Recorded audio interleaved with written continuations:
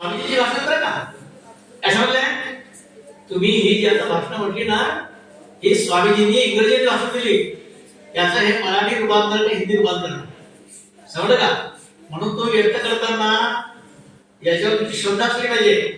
म्हणून स्वामी 3 वेळा शब्द करतात श्रद्धा श्रद्धा श्रद्धा अपने ऊपर श्रद्धा ईश्वर पर श्रद्धा यही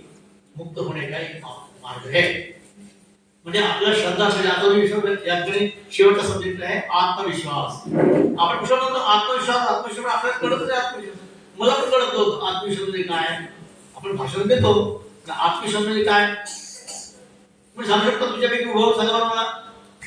आत्मविश्वास त्याच्यानंतर काय कळलं सांगा एक जण उभं सांगा तुमच्यापैकी नाही उभं सांगा सांगा उभं सांगा घरी करा 600 तुम्हाला सांगायचं हा स्टेज डेकोर दे बोला स्वतःवर विश्वास ठेवा हा काय याचा अर्थ काय म्हणजे कुणी आपल्याला काय म्हणत असेल तर त्यांच्यावर लक्ष देऊ नका स्वतःवर विश्वास ठेवा की मी हे करू शकतो स्वतः म्हणजे काय म्हणजे आपल्या स्वतःवर आपण कोण आपल्यात काय आत्मा म्हणजे काय आत्मा म्हणजे आत्मविश्वास वापरला ना आत्मविश्वास म्हणजे काय हा थोडं बुद्धीला हे विचारायचं की मी म्हणतो स्वतःवर मी कोण आहे सोडून म्हणतात हा